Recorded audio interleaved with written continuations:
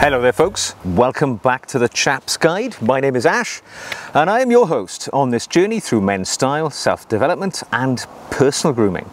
Now today I'm going to answer a question on wristwatches, one of my favourite topics, from a viewer who has written to me asking for some advice. And this question comes from Alex, also known as Iceman96. Sounds like a call sign in a Top Gun movie.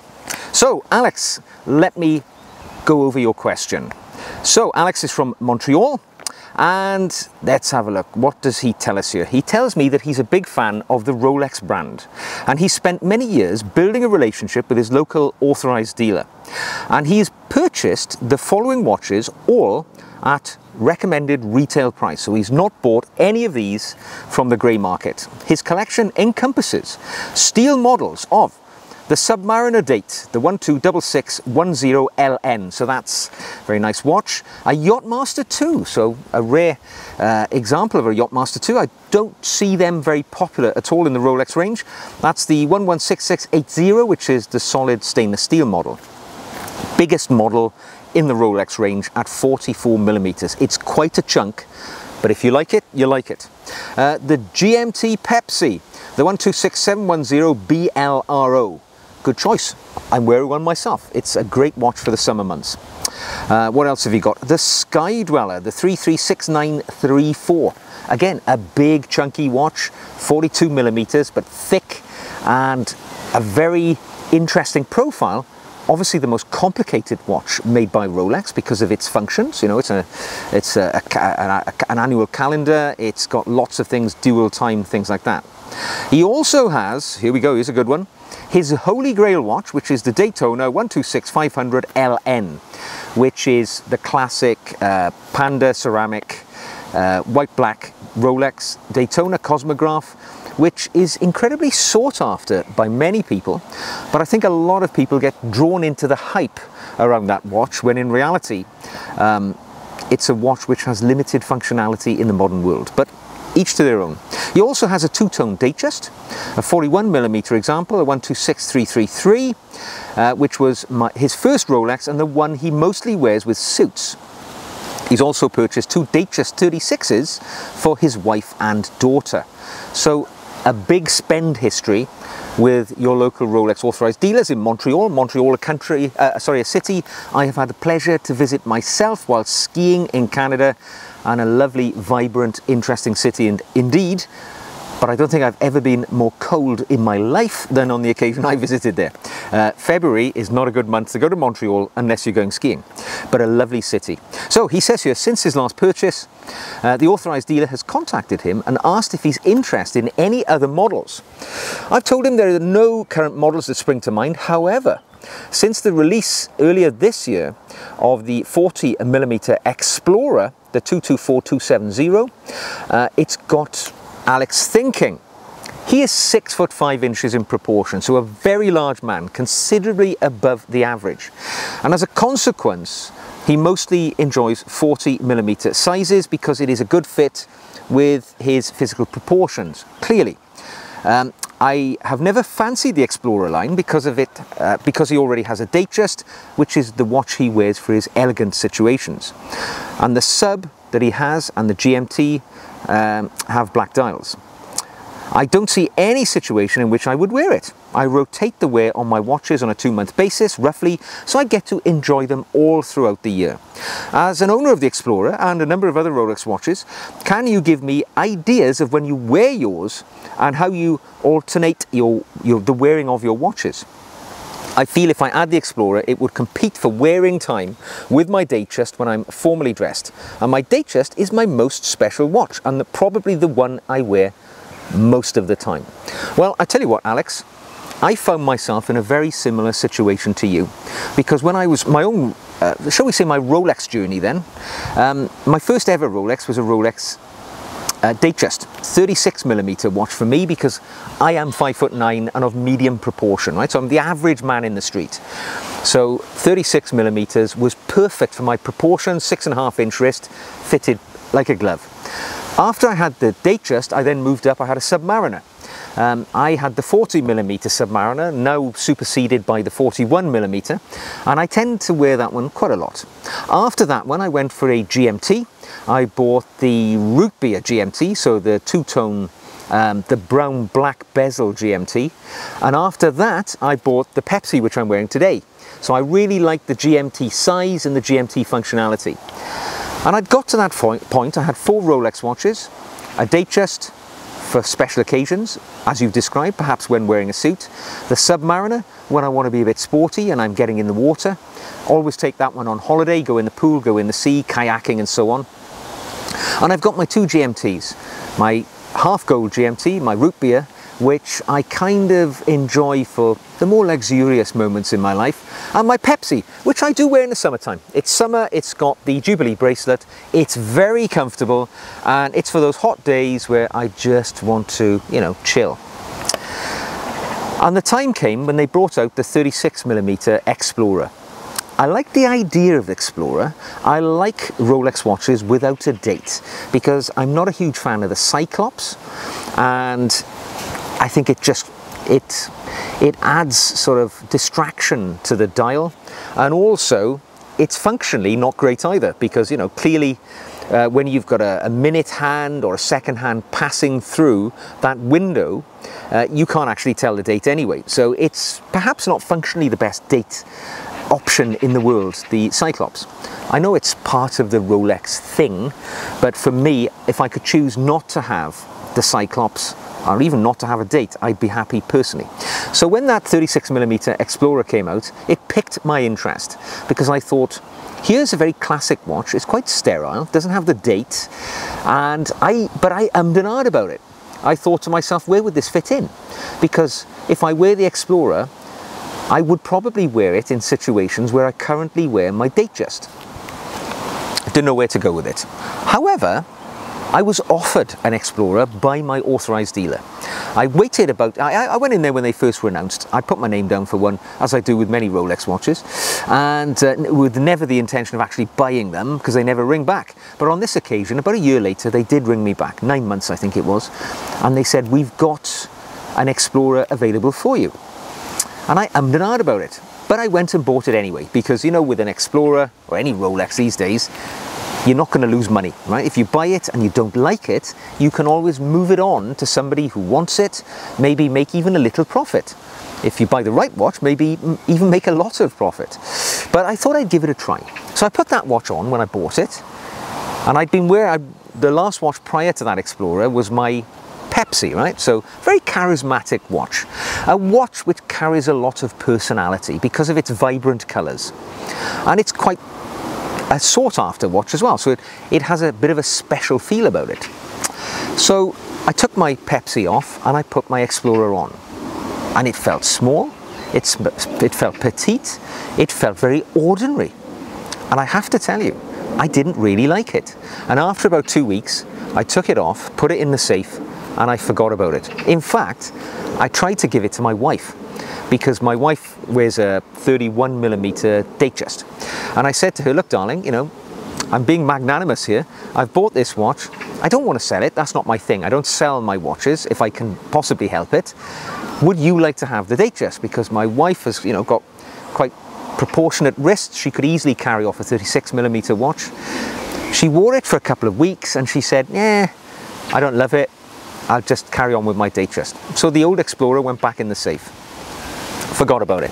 It was one of those things, those regret purchases.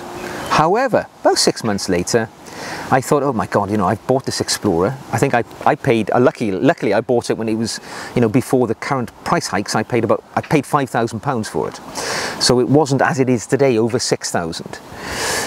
Only like 18 months later, you know, so I thought I'd give it a second chance. End of the summertime, a year ago, put that Explorer on the wrist, and I had a reawakening with that watch. It was hot, heavy days, a bit like today, and I found that the Explorer was very comfortable. Its smaller size was not a disadvantage, it was an advantage.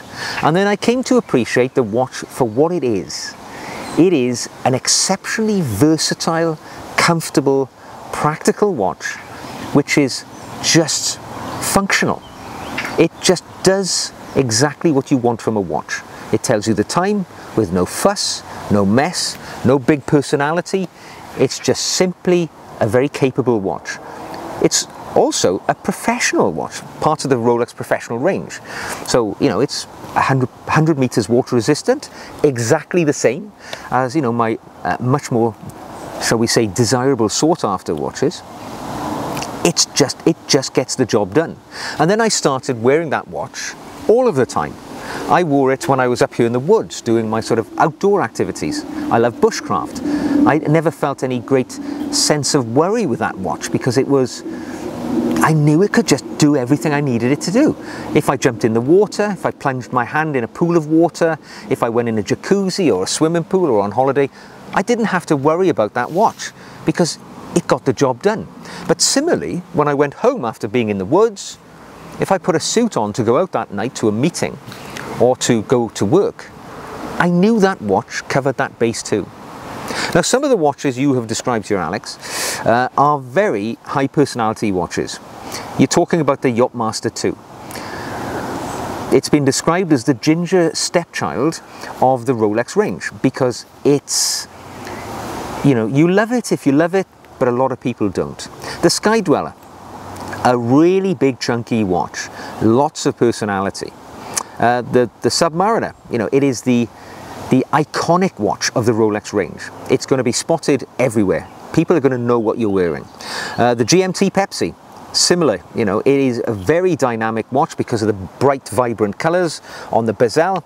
It's a watch which everybody will know that you're wearing. They're going to see that it's a Rolex. It's one of the most sought after Rolexes. I don't wear mine when I'm going to a big city or when I'm actually traveling because I know it's a watch which many people would like to separate from my wrist. So I don't want to put myself in a position of a security disadvantage by wearing such a prominent watch in the summer. When, you know, you're wearing short sleeves, everybody sees the watch that you're wearing. I simply don't want to wear this watch in high density human environments because I would feel conscious and concerned about my safety.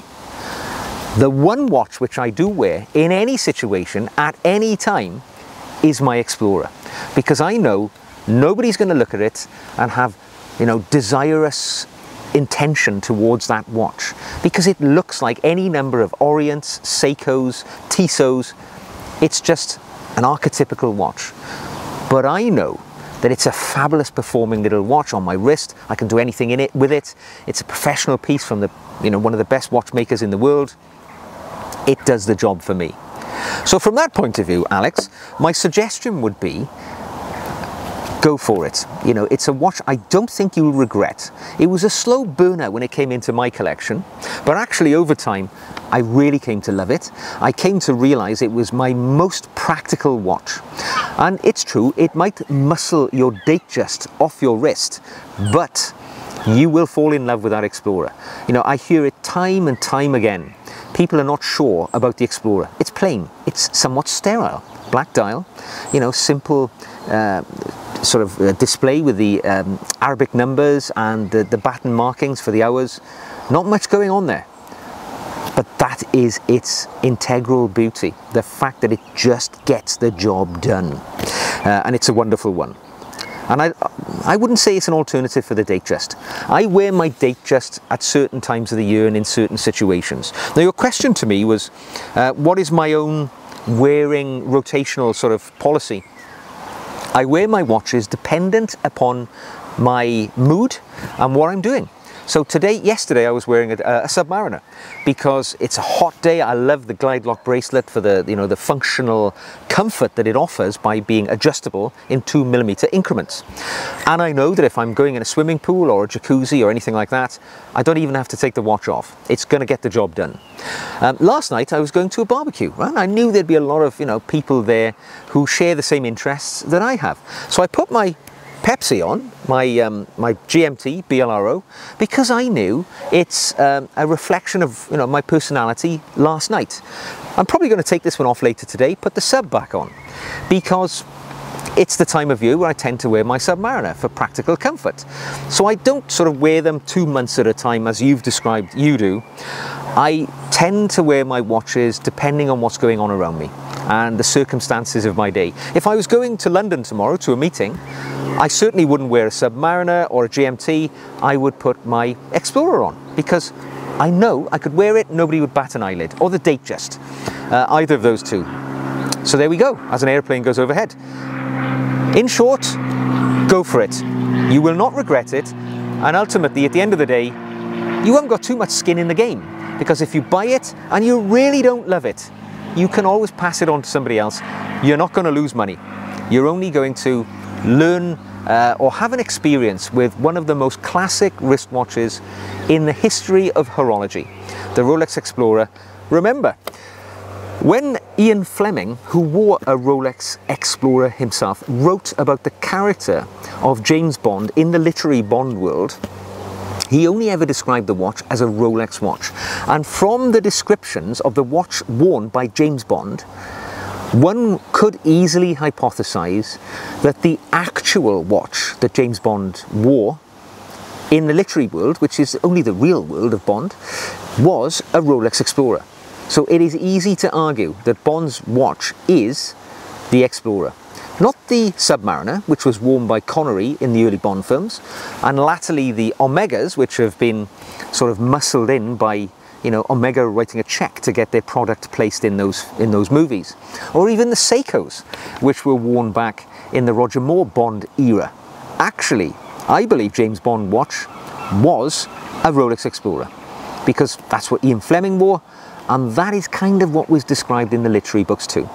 So, for no other reason, get yourself Bond's original watch, and I'm sure you will fall in love with it the way I have too. So there we go. If you've enjoyed this video, give it a thumbs up. If you'd like to contribute to the dialogue, drop it into the comment section below. If you'd like to see more videos like this, click the old subscribe button. If you'd like to support the channel, you can either buy me a coffee or even become a patron. My patrons get additional video content, and we've got a bit more of a personal dialogue going over there on my Patreon page.